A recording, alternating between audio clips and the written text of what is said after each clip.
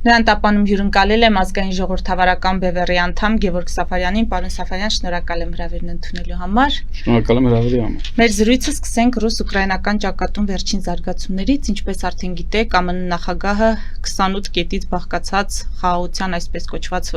ծրագիր էր ներկայացրել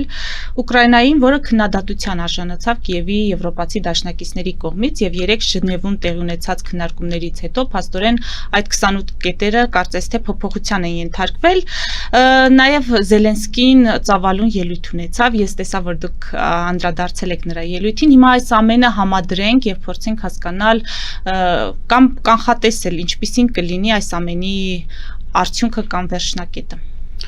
Նաև ձեր թվարկած ուրեմն հակազդեցություններին պետք է գումարել, նաև որոշակի հակազդեցություն սկսվեց ԱՄՆ-ի ներսում, ինչպես սենատորների, կոնգրեսականների կողմից, եւ շատ հետաքրքիր էր Ռուբիոյի վարքագիծը, կարծես թե Ռուբիոն իրեն հեռու էր պահում այդ ուրեմն առաջարկից եւ նա կարծես թե նաև փորձում էր Թրամփին հեռու պահել այդ առաջարկից, ստեղծելով, այսինքն տեղեկություններ տարածվեցին, որ սենատորների այդ հանդիպման ժամանակ Ռուբիոն այնպիսի դիրքորոշում է արտահայտել, թե այս առաջարկները կարծես թե Ռուսաստանից են եկել եւ Թրամփը որպես արբիտր, որպես հարցի այսպես լուծող կողմ, ուղղակի փոխանցել է Կիևին ռուսական առաջարկները։ Դա տեղի ունեցավ այո ձեր թվարկած ուրեմն հակազդեցության արդյունքում եւ նաեւ ԱՄՆ-ի ներսում տեղի ունեցած հակազդեցության արդյունքում, որտեղ սենատորները որոշները շատ խիստ արտահայտվեցին, ասելով, որ սա կապիտուլյացիոն պայմանագիր է, ըստ էության Ռուսաստանը նոյեմբերի 9-ն է առաջարկում Կիևին եւ Կիևի եվրոպացիների եւ ամերիկացիների այս հակազդեցությունը բերեց նրան, որ Թրամփը սկսեց խոսել այն մասին, որ սա վերջնական չէ, Ռուբիոն խոսեց այն մասին, որ սա վերջնական չէ եւ կանխատեսելով պիտի ասենք, որ այս պահի դրությամբ մենք տեսնում ենք հակազդեցություն ռուսական առաջարկներին եւ կարծես թե հույսեր կան, որ այդ հակազդեցությունը իր արդյունքը ունենալու է եւ նաեւ Թրամփյան ադմինիստրացիան նահանջելու է։ Չնայած դեռ շուտ է դրա մասին խոսել, նաեւ հաշվի առնելով այն հանգամանքը, որ իր ելույթում Զելենսկին ասաց, որ մենք կարող ենք կանգնել լուրջ երկընտրանքի առաջ։ Այսինքն սա նշանակում է, որ ԱՄՆ-ի կողմից որոշակի կոշտ դիրքորոշում եղել է կուլիսների ետևում, այսինքն մինչև այս քննարկումները, բայց կարծես թե այս եվրոպական քննարկումների, ժնևյան քննարկումների արդյունքում Թրամփի ադմինիստրացիան ավելի փափկացնում է իր դիրքորոշումը եւ երևի թե պիտի կանխատեսենք, որ հերթական անգամ լուծում չի լինելու։ Ասել, որ Թրամփը ամեն դեպքում չի առերեսվում իրականության հետ։ Որ իրականություն։ Այն, որ Ուկրաինայի համար այդպիսի պայմաններով լուծումը լուծում չէ։ Եվ չես կարող ստիպել ամեն դեպքում։ Թրամփը այն ամբիցիոզ մարդկանցից է, որ կարծում է, որ կարող է։ Այսինքն նա այն մարդկանցից է, ով փորձում է ստեղծել իրականությունը, այլ ոչ թե առերեսվել իրականության հետ։ Մի քանի իր փորձերը տապալվեցին, եւ նա չկարողացավ այդ իրականությունը փոխել, բայց կարծես թե նա նորից փորձում է այդ ռուսական ծրագրի միջոցով իրականությունը փոխել եւ բարեբախտաբար այս պահի դրությամբ իր մոտ դա չի ստացվում։ Եվ այստեղ նորից եմ ասում շատ կարևոր է հենց ԱՄՆ-ի ներսում եւ շատ կարևոր է հանրապետականների ընդվզումը։ Որոշ նաև հանրապետական կոնգրեսականներ, սենատորներ ընդվզեցին Թրամփյան մոտեցման դեմ։ Այսինքն նաև սեփական թիմում կան մարդիկ, ովքեր որ այսպես հալած յուղի պես չեն ընդունում Թրամփի գործողությունները, իսկ ԱՄՆ-ն դա այսպես միահեծան պետություն չէ, այնտեղ կոնգրեսը եւ սենատը մեծ հնարավորություններ ունեն։ Եվ նաև այստեղ շատ կարևոր է եվրոպական առանցքային պետությունների դիրքորոշումը, որը բավականին կոշտ դիրքորոշում է եւ մի շարք դեպքերում շատ ուղիղ տեքստով հայտարարում է, որ սա կապիտուլյացիոն պայմանագիր է եւ անթույլատրելի է։ Իսկ Զելենսկու ելույթը ինչպես կգնահատեք մեր համացանցային տիրույթում ամեն դեպքում ովքեր որ կիսվել էին այդ ելույթում հիացական այդպիսի տարր նկատվում։ Նայած երկու ուրեմն դիրքորոշում կար, որոշները ասում էին, թե Զելենսկու քիթը քսեց քարին, նա տեսավ իրականությունը եւ այլն։ Ես մի գրառում եի արել, հույս հայտնելով, որ Զելենսկու այդ մոտեցումը շատ նման է Չերչիլի հայտնի դիալոգին, որտեղ նա իր քաղաքացիների հետ զրուցելիս ներկայացնում է ծայրահեղ ծանր վիճակը Մեծ Բրիտանիայի, սակայն քաղաքացիները պնդում են, որ արժանապատվությունը առաջնային տեղում է եւ իրենք պիտի կռվեն։ Նաեւ ժամանակին առաջին համաշխարհային պատերազմի ընթացքում, երբ որ ավստրո-հունգարական կայսրությունը այդ հայտնի ուլտիմատումը ներկայացրեց, Սերբիան իմանալով, որ ուլտիմատումին չենթարկվելու պարագայում կլինի պատերազմ, նա չենթարկվեց այդ ուլտիմատումին, եւ ես հույս հայտնեցի, որ այս դեպքում նույնը կլինի եւ ուկրաինացիները կպաշտպանեն, այսպես ասենք, իրենց առաջնորդին եւ Ուկրաինան չի հանձնվի ուլտիմատումին։ Կարծես թե իմ հույսերը արդարանում են եւ այսօր արդեն տեսնելով Ժնևյան այդ քննարկումները եւ եվրոպական առաջնորդների դիրքորոշումները, կարծես թե նշмарվում է մի գործընթաց, որտեղ թե Ուկրաինան, թե Եվրոպան դեմ են արտահայտվում այս ռուսական առաջարկին եւ հագնդեմ առաջարկ են ներկայացնում եւ այնպիսի առաջարկ, որին ամենայն հավանականությամբ Պուտինը չի համաձայնվել։ Եվ կարծում եմ, որ իրավիճակը մնալու է այնպիսին, ինչպիսին կա։ Այստեղ կարևոր է հետագայում ԱՄՆ-ի դիրքորոշումը, որովհետեւ մենք տեսանք, որ Թրամփը որոշակիորեն փորձեց ի սկզբանե կրճատել ռազմական աջակցությունը Ուկրաինային, հետո որոշակիորեն վերականգնեց եւ հիմի եթե լինի հերթական ձախողումը Թրամփի, հնարավոր է Թրամփը նորից կրճատի այդ ռազմական աջակցությունը։ Այստեղ հուսադրող է, որ եվրոպացիները շատ արմատական ասում են, որ իրենք չեն կրճատելու։ Եվ կարծում եմ, որ ռազմական թատերաբեմը չի փոխվի։ Ֆելիչե ժամանակակից ատամնաբուժական կլինիկա։ Այստեղ հարմարավետությունն ու խնամքն առաջնային են։ Այստեղ կիրառվում են ատամնաբուժական ամենաժամանակակից տեխնոլոգիաներ, ճշգրիտ ախտորոշում, արդյունավետ բուժում, նուրբ փորձառություն եւ անհատական մոտեցում։ Սկսած սովորական մանրուքներից մինչև առաջադեմ ընթացակարգեր, այստեղ դուք գտնվում եք բարձր որակավորում ունեցող եւ փորձառու ատամնաբուժական մասնագետների ձեռքերում։ Մեր բարեկամական եւ հյուրընկալ անձնակազմն այստեղ է յուրաքանչյուր այցը հաճելի դարձնելու համար։ Ֆելիչե, ձեր առողջ եւ ամենաերջանիկ շպիտը սկսվում է այստեղից։ Եկեք եւ բացահայտեք նորարարության փորձագիտության եւ կարեկցանքի կատարյալ համադրությունը։ Վաճառվում է գերմանական հնաոճ դաշնամուր 1892 թվականի արտադրության ֆոն Մուլբախ, գտնվում է գերազանց վիճակում, կինը 15000 ԱՄՆ դոլար։ Հեռախոսահամար 094 115 310։ Երևան շիփինգ, սենսացիա ստեղ, հա։ Այո, ճիշտ եք եկել։ Սանդրոցներ Երևան ուղարկելը $2.99 օթանավով։ Այո, Իսկ եթե դոլար ուղարկես, դոլար ստանան։ այո, Իսկ որ տանեն տուն հասցնեն, էլի մի տոկոս, հա։ 2%։ Երասը ծրի է, էլի։ Ժողովուրդ սենսացիա, ծրի է։ Նորթ Հոլիվուդ Գլենդել։ Ջաքփաթ հագուստի խանութը երկրորդ մասնաճյուղն է բացել Գլենդելի սրտում, որտեղ կարող եք ձեռք բերել եվրոպական եւ ամերիկյան ընտիր հագուստեղեն, կոշկեղեն, աքսեսուարներ, պայուսակներ ամենահարմար արժեքներով։ Նաեւ կարող եք ցանկացած ապրանք պատվիրել եւ ձեռք բերել կարճ ժամանակում։ Ջաքփաթի Գլենդելի հասցեն է 1135 North Pacific Avenue, հեռախոս 818 813 2252։ Ջաքփաթ հագուստի լավագույն կենտրոնը Գլենդելում։ 60-ից ավելի ճանաչված եվրոպական բրենդների ինքնատիպ, չկրկնվող եւ մատչելի ընտրանին Fortuna Home and Country House խանութ սրահում։ Նորավոճ սպասք եւ կահույք հորեկա բնագավառի համար, տեքստիլ տնտեսական ապրանքներ, ամեն ինչ գեղեցիկ կյանքի համար։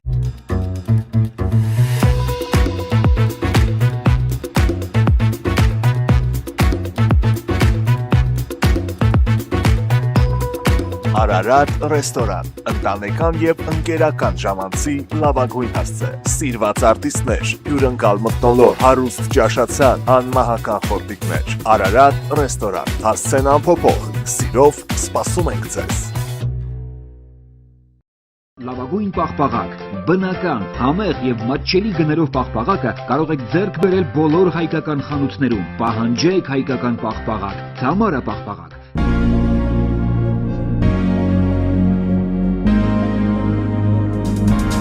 Տպագրեք ձեր գիրքը Նոյան տապան տպագրատանը, ինչպես նաև թերթեր, ամսագրեր, բուկլետներ եւ այլն։ Հասցեն քաղաք Երևան, Իսահակյան 28 առաջին հարկ։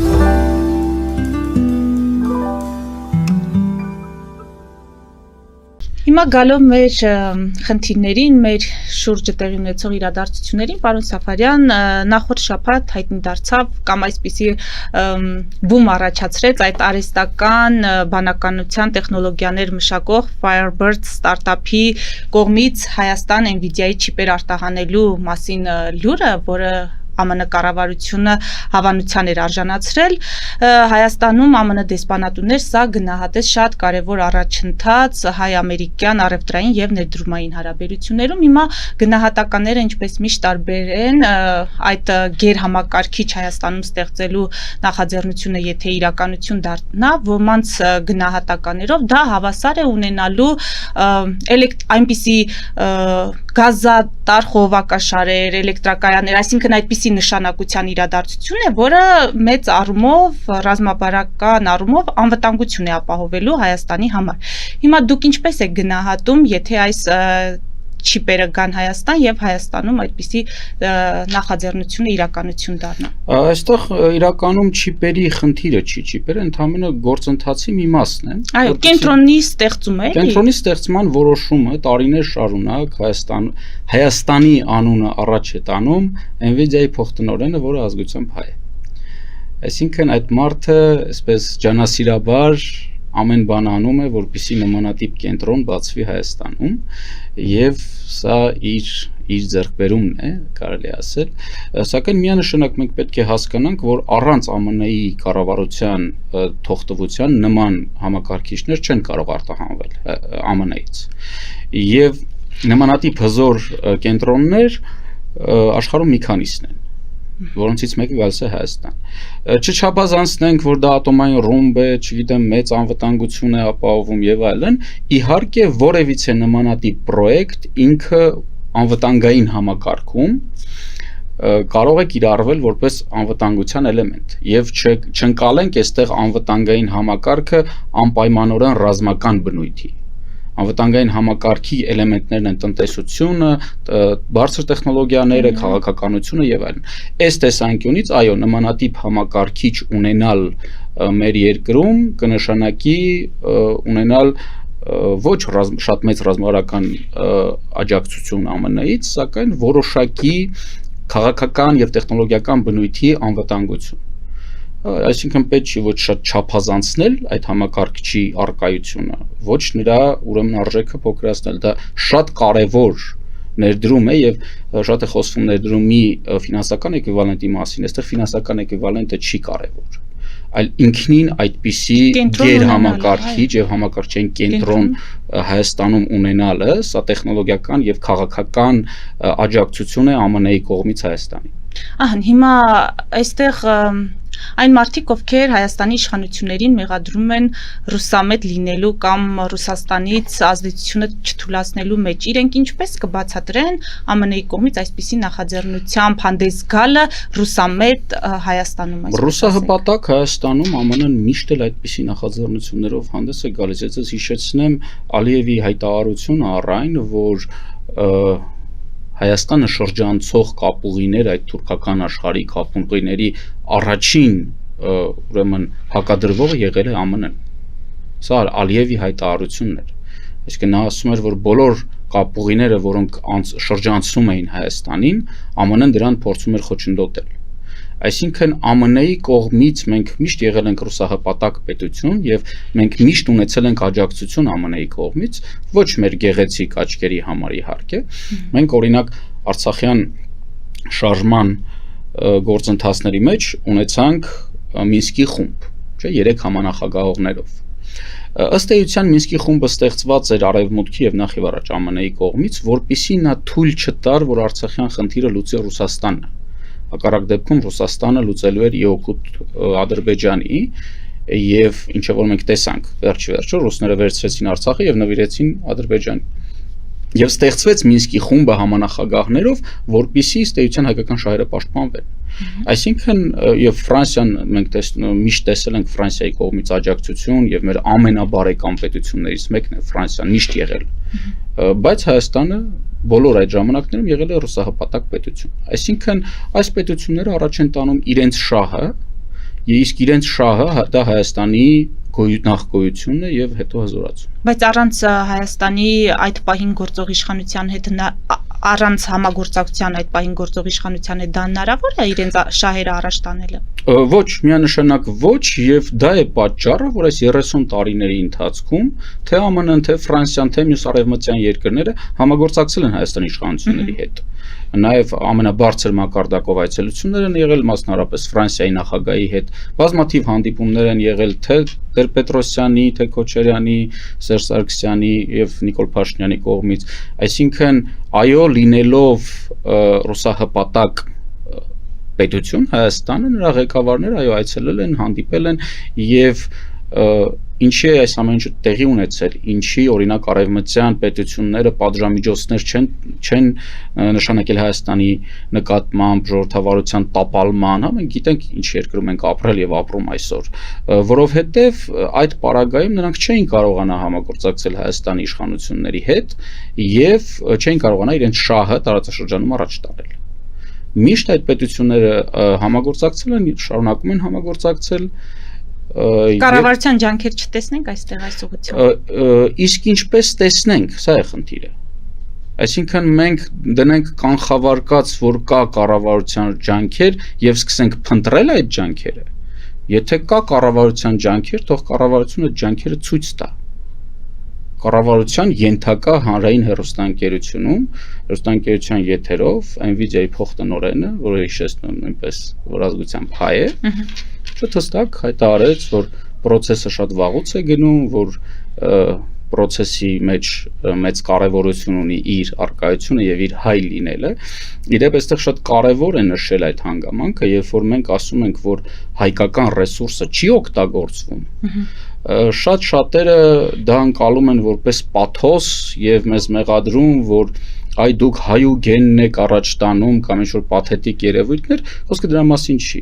Խոսքը նրա մասին է, որ ամբողջ աշխարհում կա հայկական մեծ ռեսուրս, տվյալ դեպքում գիտատեխնիկական բնույթի, եւ այդ ռեսուրսը այդ մարդիկ պատրաստ են Հայաստանին աջակցելու։ Եվ ընդհանրապես Հայաստանի իշխանությունը պետք է կոորդինացնի այդ աջակցությունը եւ ասենք $500 միլիոն ներդրումը կհայտնվի Հայաստանում։ Եվ հիմա տեսեք, թե աշխարհում քանի Nvidia-ի փոխտնօրեն հայ կա եւ ովքեր պատրաստ են այդ աջակցությունը իրականացնելու Հայաստանին։ Եվ մենք հայկական ռեսուրսը ոչ միայն չենք օգտագործում եւ այս իշխանությունները շատ արմատական կերպով խզում են Հայաստան սփյուռք կապերը եւ իրենց այդ սփյուռքի ներկայացուցիչը ուղղակի ջախջախում այդ կապերը։ Մենք փոխանակ դառնանք այդ ցանցային պետություն եւ ամբողջ աշխարհի հայկական ռեսուրսը օգտագործենք Հայաստանի համար եւ Հայաստանի ռեսուրսը ամբողջ աշխարհի հայերի, մենք կտրում ենք այս կապը։ Ժամանակին մեր ընկերները կամավոր փորձեցին անգամ մեկնել Սիրիա, որպեսզի այնտեղ կազմակերպել հայկական համայնքի պաշտպանությունը, սակայն նրանց առաջնային խոչընդոտը Հայաստանի իշխանություններն էին։ Հայաստանի իշխանությունները փակեցին նրանց դեմը եւ ասացին, որ Սիրիայում գտնվող հայկական համայնքը Սիրիայի քաղաքացիներն են, մենք նրանցից գործ չունենք։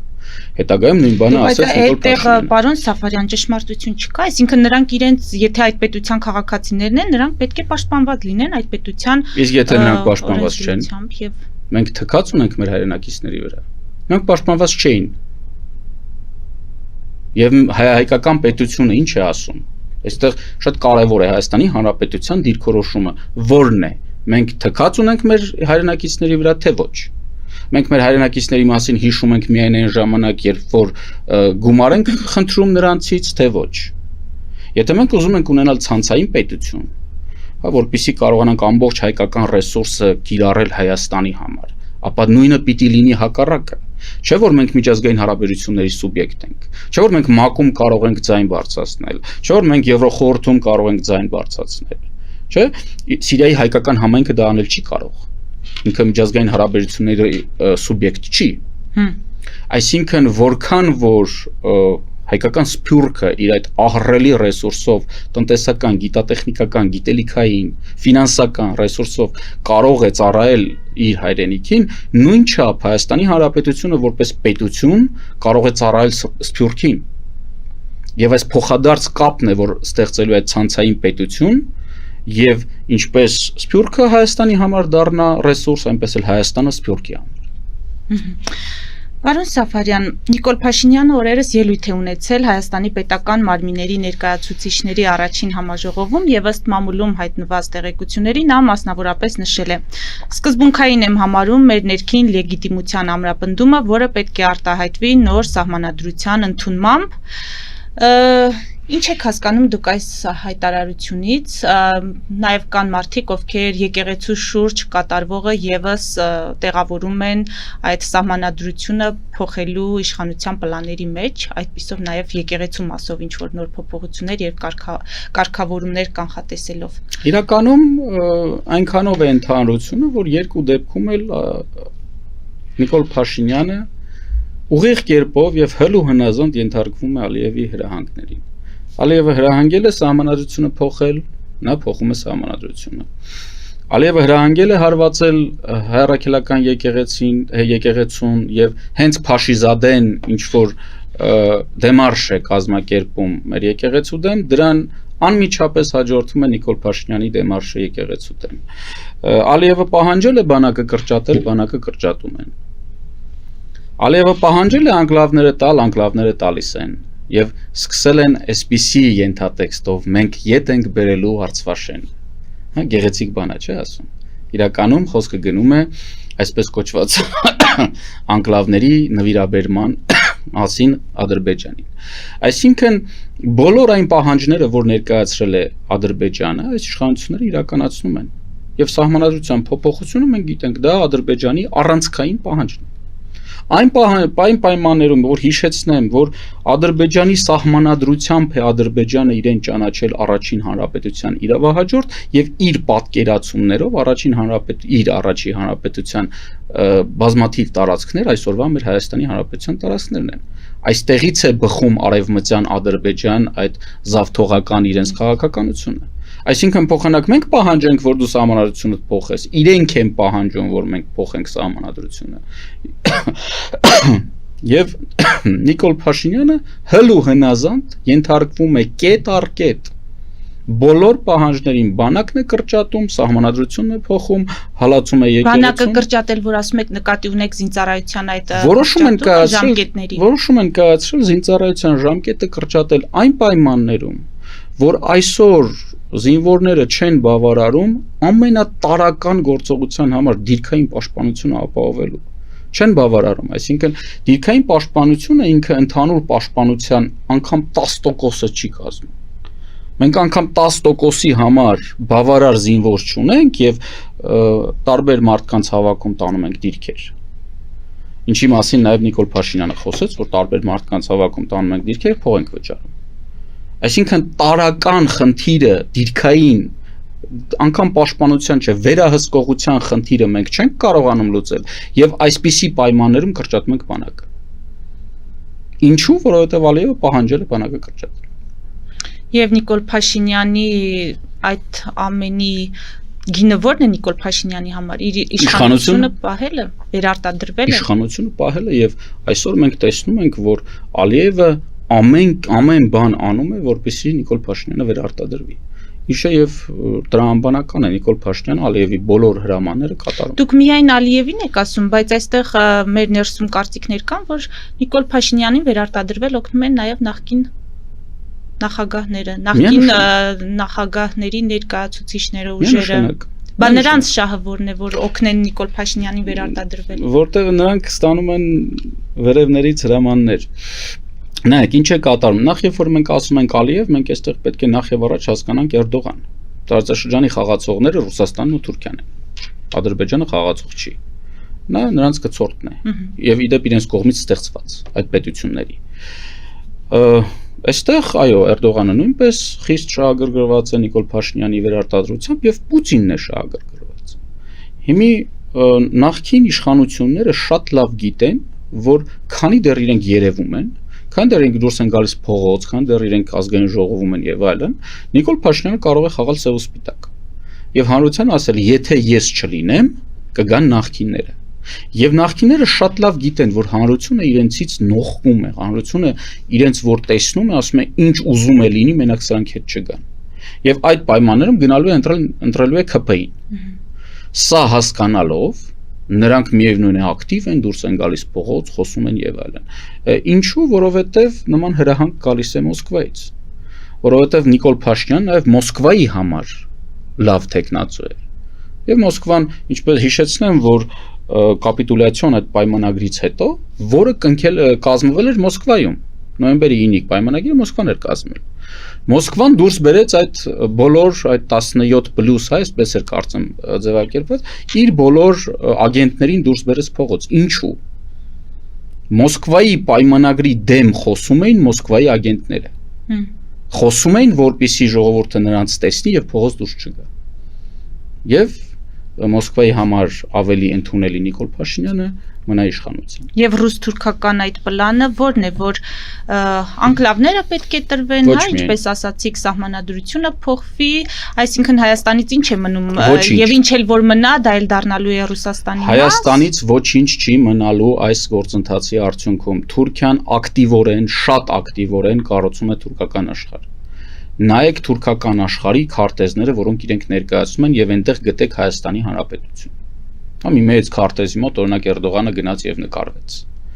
Թուրքական աշխարհի պանթուրքիստական քարտեզ։ Գնացեք այդ քարտեզի վրա գտեք իրենք այդպիսի պատկերացում ունեն, որ Հայաստանի Հանրապետություն է լինելու։ Նրանք նման պատկերացում չունեն։ Եվ երբ որ այսօրվա իշխանությունները անհեթեթություններ են ասում, թե եկեք թուրքերին կամ թուրքական աշխարհին տանք այն, ինչը իրենց համար ավելի թանկ կլինի, քան օրինակ Հայաստանը օկուպացնել։ Եվ այստեղ հարց է առաջանում, իսկ դա ինչ է։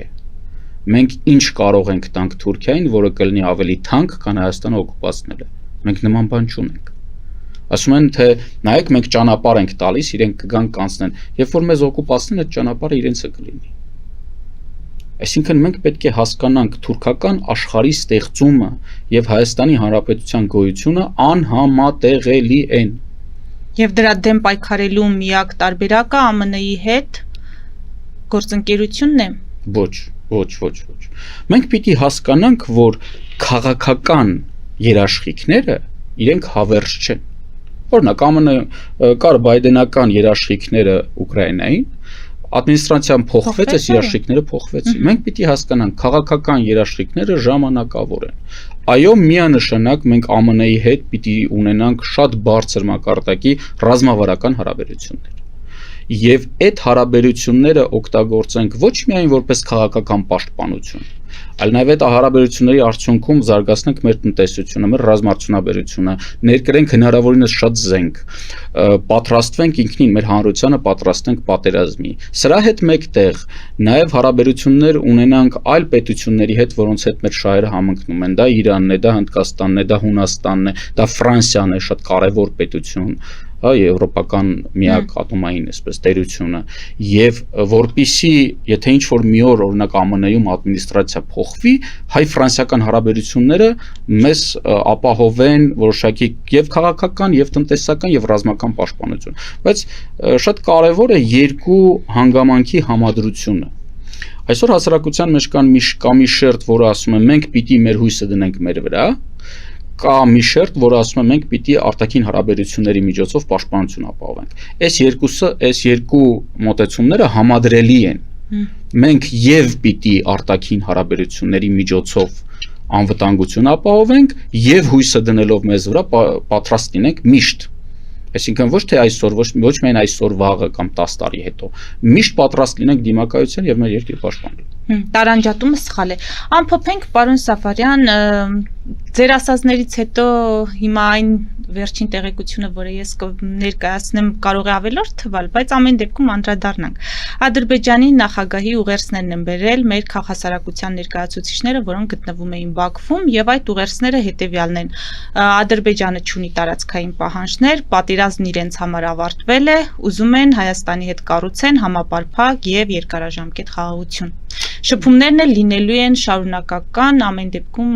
գնալու են, գալու են, որպեսզի Ինչի մասին մենք խոսեցինք, որ Ադրբեջանի իշխանությունները ամեն ինչ անում են, որպեսզի 2026 թվականին իրենց ներկայացուցիչ քաղաքացիական պայմանագիր կուսակցությունը նորից վերարտադրվի եւ խոսում են այն մասին, որ տեսեք խաղաղությունը եկել է ձեր տուն, ձեզ նվեր է եկել, տեսեք մեր տարածքով ձեզ ծորեն է գալիս եւ այլն, այսինքն հապուկ բարձ դնել Ադրբեջանի իշխանությունները սա այսպես դասական թուրքական քաղաքականություն է։ Սա